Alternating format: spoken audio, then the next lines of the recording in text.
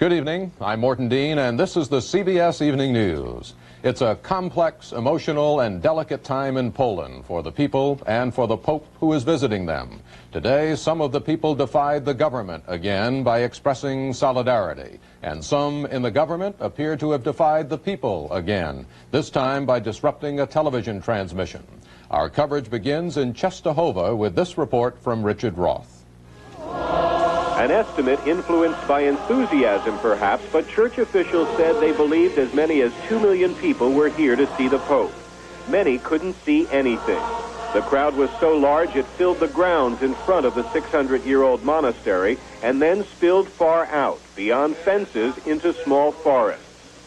Many had spent the night here at Jasna Góra. The name means bright mountain. But today the weather was cloudy, gloomy, and frequently rainy. It hardly seemed to matter. This crowd was patient, purposeful. John Paul spoke of freedom in his homily during Mass, freedom for a nation to shape its own identity and for a society to express itself. When the people applauded, he asked them not to interrupt. But they were already expressing themselves in defiance of the law, with banners emblazoned solidarity. There were also more subtle expressions of defiance out today. An anchor at the bottom of the giant cross above the altar. To Poles, it means the church is fighting. A monk here said authorities objected when the cross went up.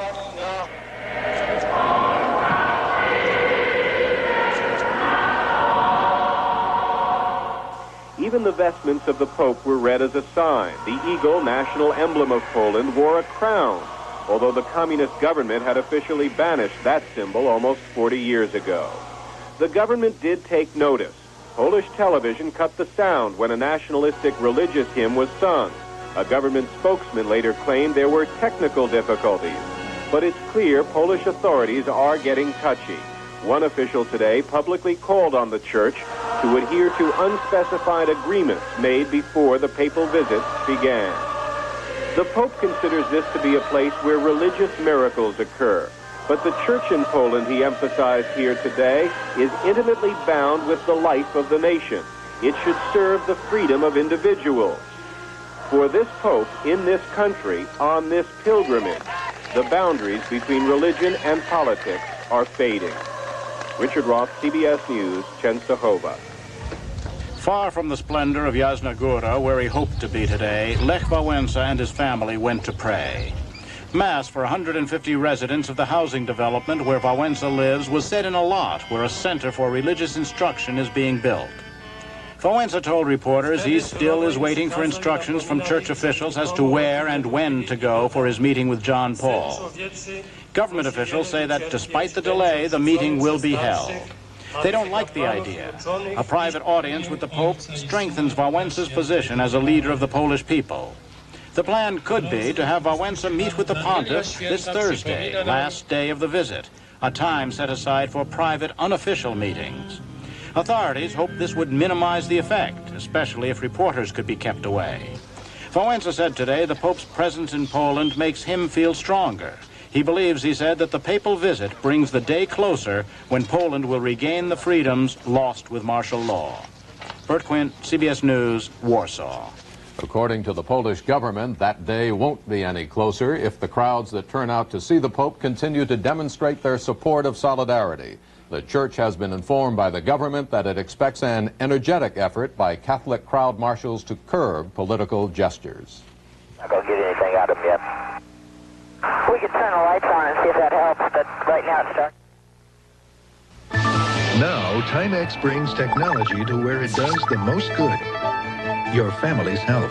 From Timex Health Check, the home blood pressure monitor.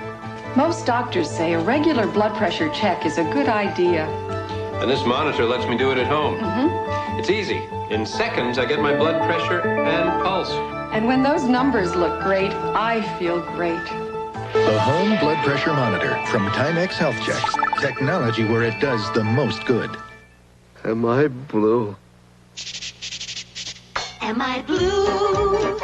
Am I blue? Yes, I'm blue, hoping you won't be too. When you need a laxative, dependable Phillips is a true blue friend. Most doctors agree milk of magnesia is gentler than the ingredient in the leading tablet. Unlike bulk laxatives, Phillips is so dependable it usually works overnight. Am I blue? I'm true blue just for you. Dependable Phillips. Was I blue? The Space Shuttle Challenger and its crew are getting high marks for their performance on this second day in space.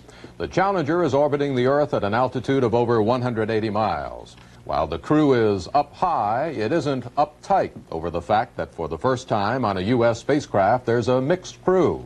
A song beamed down from the Challenger today was a popular Billy Joel tune, "She's Always a Woman to Me." David Dow reports it was a day of fun and work on board the shuttle. We copy, Rick. The Challenger crew has made it all look easy, from launching missiles in the cockpit Nice maneuver. to launching satellites from the cargo bay. And here she goes.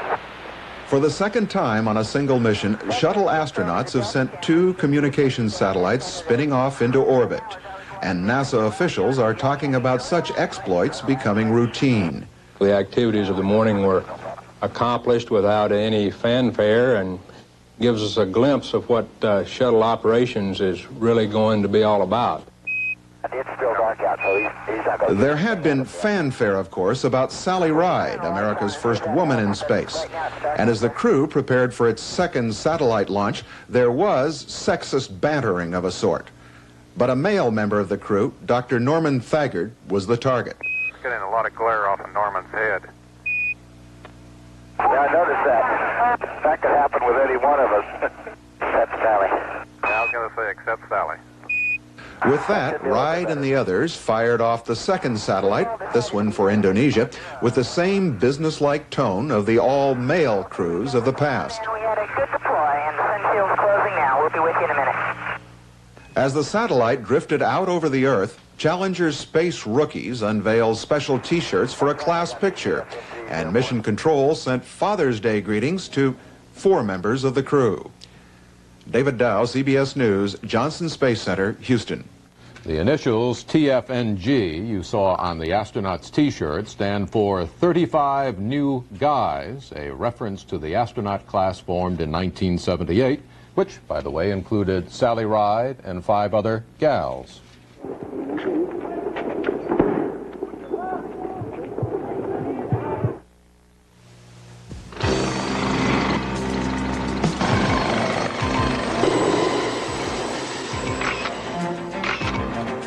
You know how to get at the facts. Welcome to America, Mr. You're a professional.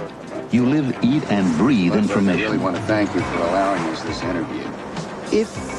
But as good as you are, you can't do it alone. Let's go. We got a deadline to meet.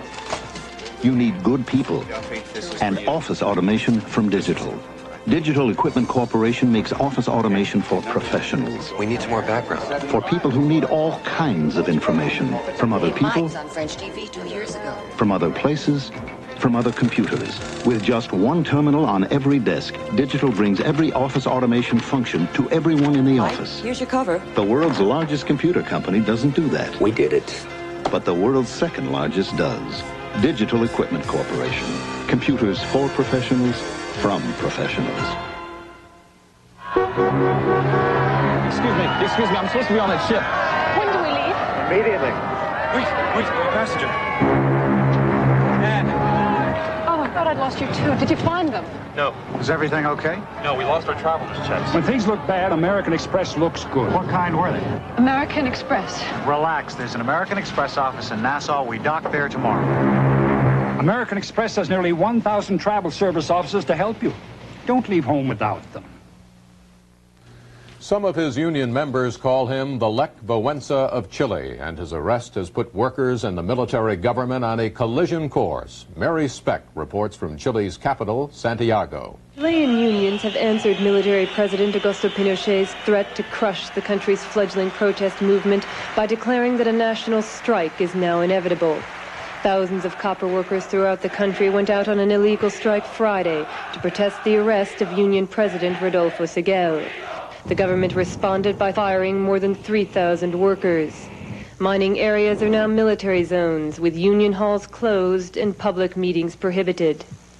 Hugo Estivales, acting president of the Copper Workers Confederation, said a general strike by Chile's 5 major opposition unions was the only response left to government repression. Union leaders are demanding that the military government abandon economic policies that they blame for the country's 30% unemployment rate. And they demand that the military government promise to hand over power to civilians after 10 years of rule by the armed forces. But President Pinochet has served notice he will tolerate no more strikes, no more student protest rallies, and no more rioting in Santiago's slums. He told a nationwide television audience Friday that the government would spare no effort to prevent seditious elements from exploiting the country's economic difficulties. Union leaders admit they may soon join Copper Workers President Seguel in jail. But the labor movement says it has the support of nearly all of Chile's 3.5 million workers to force the military government out and bring in a new era of democratic rule. Mary Speck for CBS News, Santiago. This has been a weekend of renewed war within the PLO. Rebels ambushed a top aide to Yasser Arafat at a Palestinian camp outside Damascus today, but the aide, who's known as Abu Ziad, survived and was not seriously wounded. The ambush followed a night of fighting between rebels and Arafat loyalists in Lebanon's Bekaa Valley. The fighting, Mark Phillips reports, caused a meeting of PLO leaders to be postponed for the 3rd time. The meeting of the PLO's Revolutionary Council was supposed to take place in one of the Palestinian refugee camps in northern Lebanon. But as the people here waited for their leaders to appear, the meeting was canceled. The outbreak last night of the heaviest fighting thus far between PLO factions ruled out any chance of reconciliation. The bulk of the PLO forces still stationed in Lebanon and still loyal to Yasser Arafat say the rebels have been encouraged and helped by Libya and Syria. The PLO's chief spokesman said today some Arab states are doing Israel's work. Now we face the other face, the ugly face of the Arab states, some Arab states that wants to destroy the PLO. The Israelis want to destroy the PLO. They tried that in Beirut war. They tried that in the West Bank and Gaza Strip, and some Arab states do the same. The PLO does seem still active, though, despite its divisions. Last night in Beirut, a car bomb exploded in the middle of town, killing 2 of its occupants and badly injuring the 3rd. Police found identification papers saying those killed were Palestinians. Either the bomb went off as the Palestinians were on their way to plant it, or someone else put the explosives in the car. But in northern Lebanon's camps, these refugees take little solace from occasional PLO actions in the south. They hear more these days of Arabs fighting Arabs than they do of attacks against Israel. Damn all the Arabs, this woman is saying, and damn all the Arab leaders. Whoever's to blame, the current rebellion has been a sapping of the already limited PLO resources and a huge diversion in their central fight against the Israelis. To these Palestinians, it's unclear right now just who the greatest enemy is.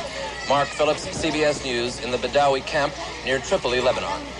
The White House will have a visitor on July 27th, Israel's Prime Minister Menachem Begin. Tomorrow, Begin is expected to formally accept an invitation from President Reagan. Begin's deputy prime minister, Simcha Ehrlich, died today after suffering a brain hemorrhage. Ehrlich, who was 67, was an influential moderate and leader of Israel's Liberal Party. There was a special thank you for a Pittsburgh doctor today and for the team that has pioneered liver transplants and saved lives that might otherwise have been lost. There was a Father's Day greeting for pioneer surgeon Dr. Thomas Starzl and much gratitude. Andrea Naverson has the story. Look at him today, and it's hard to believe that Todd McNeely nearly died. 2 years ago, he was suffering from a fatal liver disease. His last hope was a transplant. It's made the difference between life and death for him, someone giving him the precious organ that they did, the liver. Today, the McNeelys and 20 other families from across the country gathered in Pittsburgh. They wanted to say thanks to Dr. Thomas Starzl, the pioneer surgeon who saved their children's lives. Starzl and his team have performed more than 100 transplants at the University of Pittsburgh. Until 17 years ago, there was no hope for these children or for anyone with a fatal liver disease. But a man had a vision to put an end to this suffering. For the Yamtub family, the suffering is over. A liver transplant saved their son. This is David a year and a half ago. Here is David today. What do you think of Dr. Starzl? I mean, he performed the liver transplant on you, right? I think of God, because he gave me life. But last year, there were only 2,200 donors for 4,500 patients. This year, the waiting list is even longer. Families here today hope to persuade potential donors that even in death, there can be life. We are hoping that if the public see these kids, would be easier to find a donor. For those who are waiting, keep the faith, because it's a great thing to have happen. For these families, the wait was worth it. Andrea Naverson, CBS News, Pittsburgh, Pennsylvania.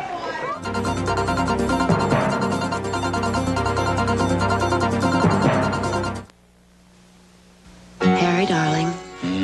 Sometimes when Harry's been out to sea for too long, I like to shake him up a little with a banana berry blast. Make it yellow gelatin, create a sensation.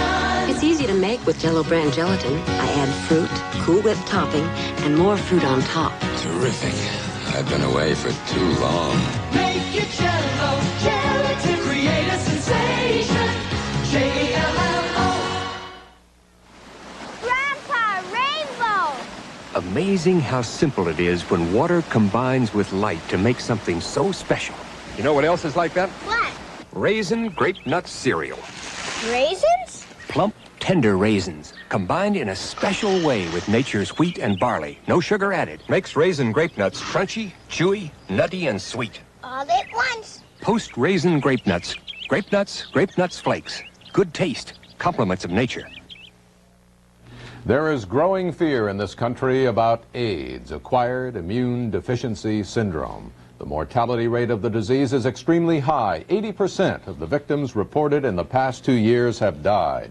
The high-risk categories include homosexual men, intravenous drug users, Haitians, and hemophiliacs. These groups are being subjected to increasing public rejection.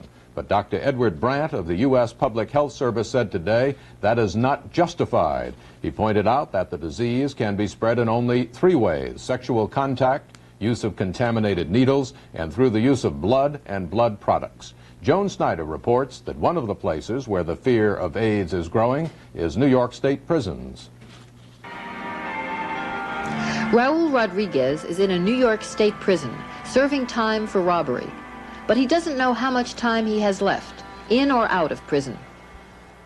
Let me go. Let me go die among my family. Rodriguez has AIDS, acquired immune deficiency syndrome, which breaks down the body's natural defenses against disease. Cause unknown, no cure yet found. Tuberculosis has struck his weakened body. He spends most of his time alone in a prison infirmary. Rodriguez used to shoot drugs into his arm, a high-risk category for AIDS. It's believed the syndrome can be transmitted through blood on shared needles. There have been 39 cases of AIDS among New York State prisoners in the past few years. Nearly half have died. Officials say that nearly all the New York State prisoners who contracted AIDS had been intravenous drug users before being jailed, and that there's no evidence of anyone catching AIDS while in prison.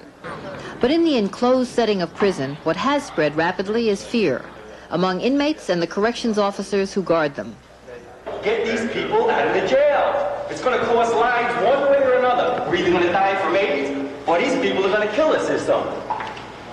Get them out of the jails. That's the answer. Get them out. A corrections officer at a meeting called by state prison officials to try to relieve anxiety among prison workers with medical information. Officials stress that there is no evidence that AIDS can be transmitted through air or casual contact, that all available evidence points to transmission through sexual contact or blood. And the information that we have is that unless you have that close contact, there needs to be no fear about obtaining or giving entrance to that agents to our body. Once you have AIDS, you're going to die. An inmates liaison committee representing prisoners at New York's downstate prison, where there have been AIDS patients in the infirmary. There is no way right now that they can tell you how you catch AIDS. They have ideas. They're checking them out. but they cannot say. So, and I think that the people have to put pressure on the legislators and the politicians to devise a place for these people to be kept other than in the jails, a separate, isolated facility. The transfer of AIDS patients out of state prisons may come about. Prison officials have announced they are trying to find one hospital in which all the prisoners with AIDS could be kept for their own medical benefit. There are no definite plans yet. Officials say they have to be sure such a hospital would have adequate security. At present, state and city prisoners with AIDS are treated at various New York hospitals when they require special care. For Carlos Santiago, AIDS has led to a devastating case of pneumonia. I was a drug user. And that could be the only possible way. Never read a Bible, and I'm doing it now, but it's helping me. You know, everything that you go through is like a nightmare.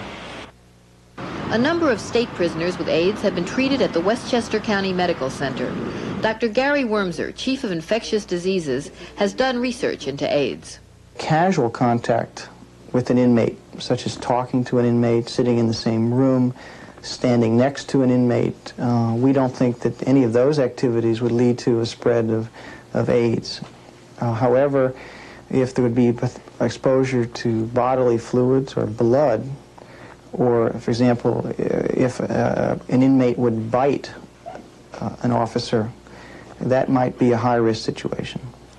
Corrections officers who guard prisoners at the hospital asked for and received special protective outfits to use should they have to subdue a prisoner with AIDS. Officer Chris Viteri demonstrated the outfit for us.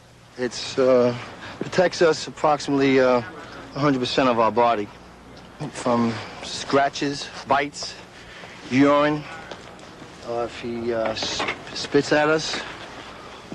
But the officers, like Roger King, wish they could have something more. Guarantees that we're not going to catch it. I'd like to see that. Do you expect it? No. No way. Raul Rodriguez and 2 other state prisoners with AIDS have filed suit to be transferred out of prison into a hospital. He says he wants more care and closeness to his family. And we're on 23 hours isolation. You know, we get an hour recreation, that's it. It's like, you know, we have a big tag on our chest, man. It says leverage, you know.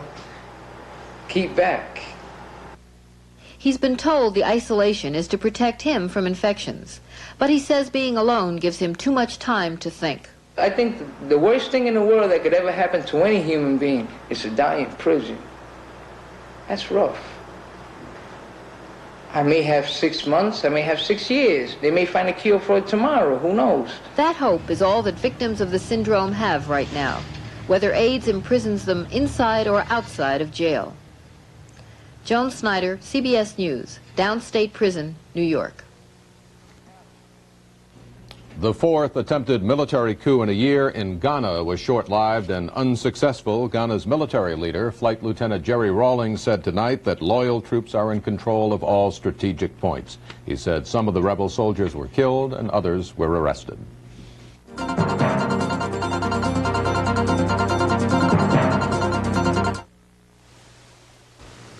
Denture wearers, here's Martha Ray with a special message. Folks, I work with lots of people who wear dentures and smoke. And I tell them all, try Super Strength Smoker's Polident. It's just for smokers. Watch.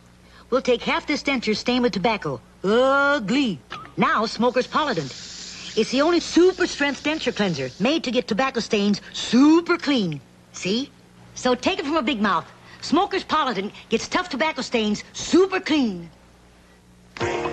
Rain dancing on your car's finish means the wax protection isn't finished. And who keeps the rain dancing? Rain Dance. It's guaranteed to last longer than the leading car wax, paste, or poly. Water beading proves it. Rain Dance keeps the water beading long after the competition falls flat. And longer lasting means less waxing. So keep the rain dancing longer on your car with Rain Dance. And you won't have to wax so often. I was on the road with 3 more sales calls to make. And it sure was a bad time for my muffler to go out. My old muffler was from Midas. So I found a miter shop in the next town and showed them my guarantee. I'm in kind of a hurry. They honored it with no hassle and got the job done fast. When you count on your car like I do, it's great to be able to count on Midas. Trust the Midas touch. Americans were the pioneers of the fast food culture, but in Japan, the fast-growing appetite is not for fast food, but fake food. Gordon Josoloff explains. When ordering a cucumber and ham sandwich at this place, you're not getting just a sandwich. You're getting a work of art. That's because this is a factory, not a restaurant. And all the food it makes is fake, painstakingly counterfeited by craftsmen. Phony food made of wax or plastic is big business in Japan. Restaurants display it outside to lure customers inside. The owner of the restaurant wants to show how attractive, how beautiful their dish is. Phony food can cost 10 times as much as the real kind.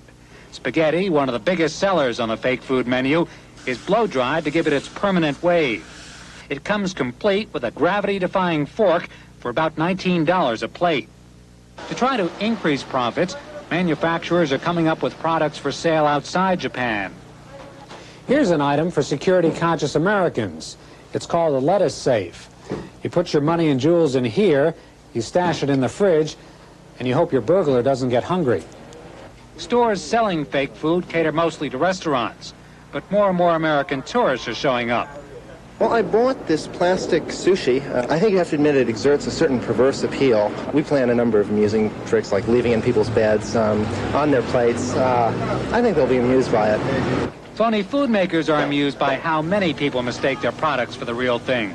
When fake food with teeth marks is returned for repairs, the artists take that as a tribute, a way of saying compliments to the chef. Gordon Josoloff, CBS News, Tokyo. And that's the news. I'm Morton Dean, CBS News, New York. I'll be filling in for Bill Curtis on the CBS Morning News tomorrow. Join us. Have a good evening and a good week.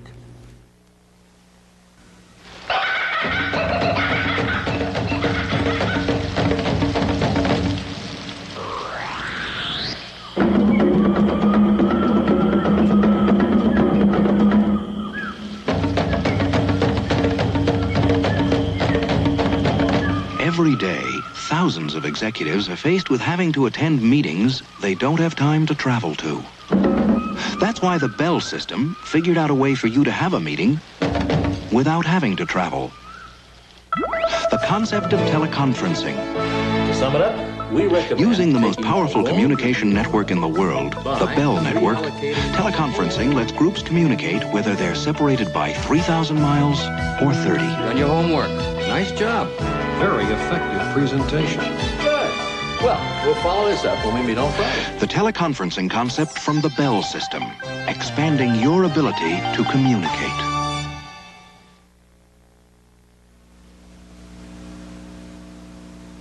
Nice maneuver.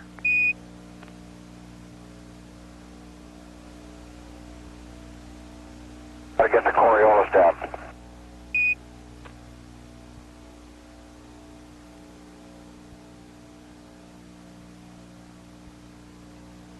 Crip, Inco's wondering which camera you have on in the payload bay.